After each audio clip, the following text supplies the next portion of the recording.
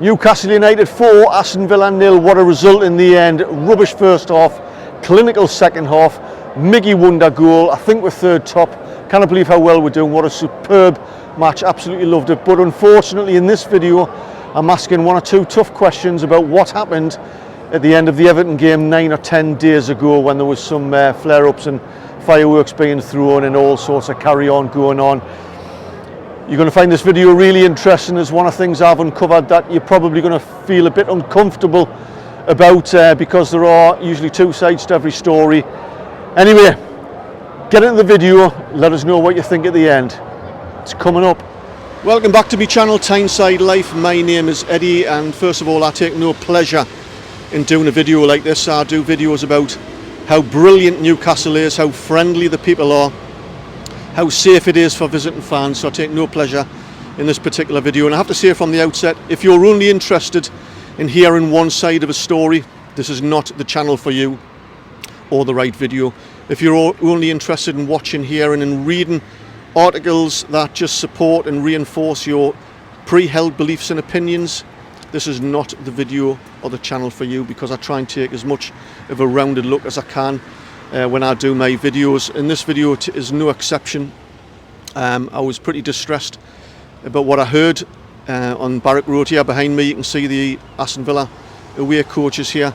9 or 10 days ago it was the Everton coaches, and after I released my Everton video, which asked whether actually Everton fans had a chip on their shoulder, I was contacted by a few Newcastle fans describing the awful scenes that they witnessed, saying Everton fans were chucking bangers and fireworks and coins and other missiles, generally just being aggressive. So I thought I'd look a little bit further into it. I was put onto a national publication, a blog called Fan Banter.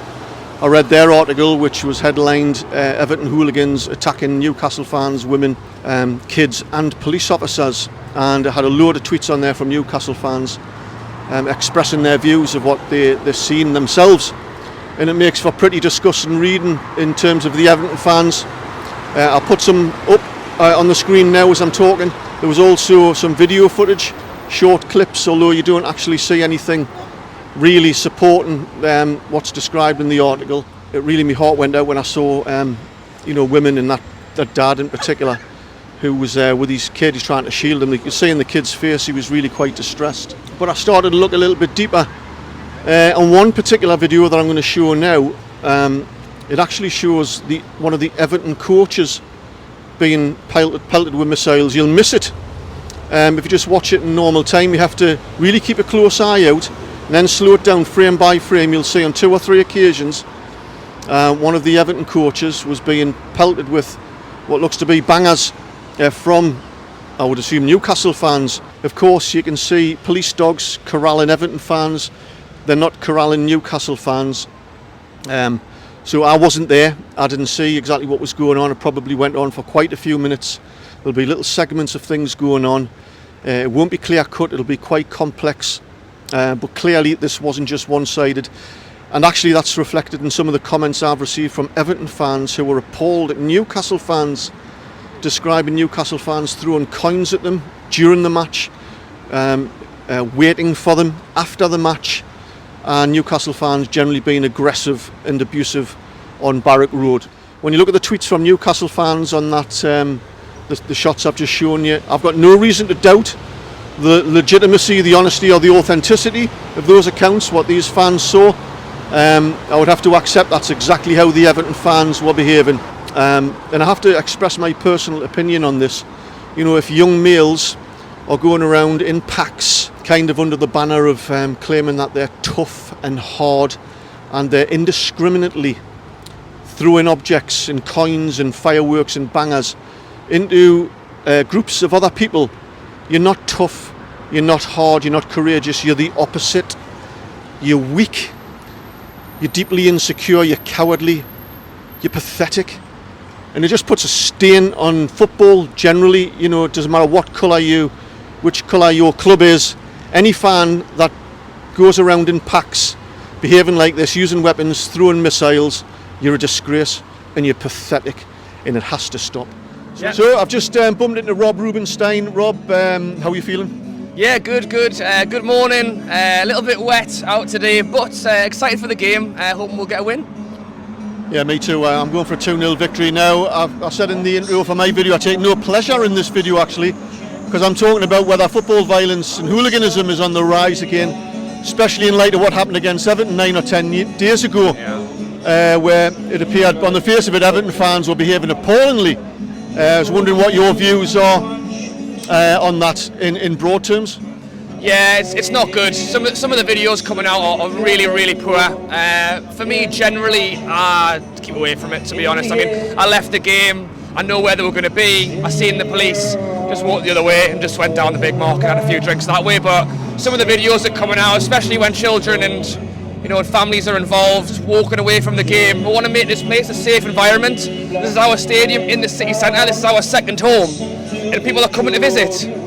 And behaving that way was really sad to see. As I say, I generally try not to get involved in anything like that, but with social media and on Twitter and the videos coming out was really sad to see. And it's the reputation of your own team. Like, I'll be very disappointed should Newcastle fans be spotted doing anything like that. If you'd like to see more videos like this and be notified the moment I release the next one, make sure you hit the subscribe button. I'm at the big D. Mattison from Redditch. What do you think of Newcastle, the city? I absolutely love Newcastle. It's absolutely brilliant. It's fantastic. Great nightlife, great day life. Fantastic. Do you think there's any animosity between the fans? Not yet, anyway. So Wonder Bar and the gate's absolutely packed out. Of course, upstairs there must be, I don't know, 500 Newcastle fans up there in good voice. Downstairs here behind me, there's probably, I don't know, 70, 80, 90 Villa fans, all in good spirits. I've been wandering in amongst them, having a chat. Just been chatting to a big fella there.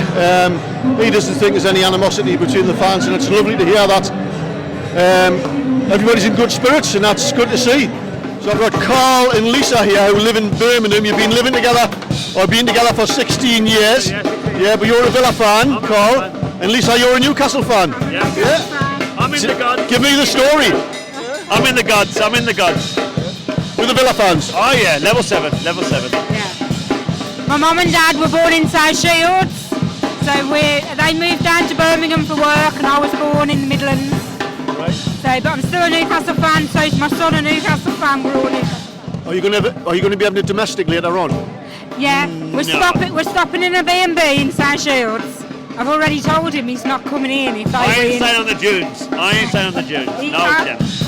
So I've got Rohan here. Rohan, what do you think about today's match? 3-1, the Toon. I think Miggy's going to score twice, and I think Callum Wilson's going to get one. Mings might get one, but I reckon I'm getting positive vibes in this game. And away the Mags.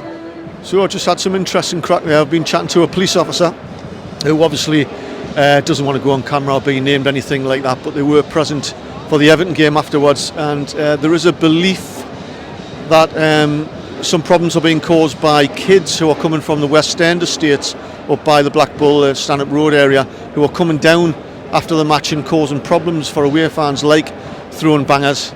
I forgot to mention, after the game I'm actually going to head up onto Barrack Road again where the away coaches are, to see if anything happens. So make sure you stay tuned until the end. Hopefully nothing will happen and everybody will just go home safely. Hello mate! And but I'll see what happens anyway. 4-0, what a result, and Miggy, what a goal at the end there. So I'm here on Barrack Road now, just watching to see if anything goes on between the fans. And at the minute it just seems to be like lower level taunting towards each other. There's been no bangers going off, anything like that. So it's all a bit low key at the minute, but I'll keep monitoring, see if anything happens. Well, that's it, the end of the video. Absolutely, well, hardly anything's happened really. Some Villa fans were getting a bit arsey with the police, but the cops sorted it out and that was about it. It's all been a bit, low key, knee bother, so that's an absolute relief. 4-0 victory for Newcastle.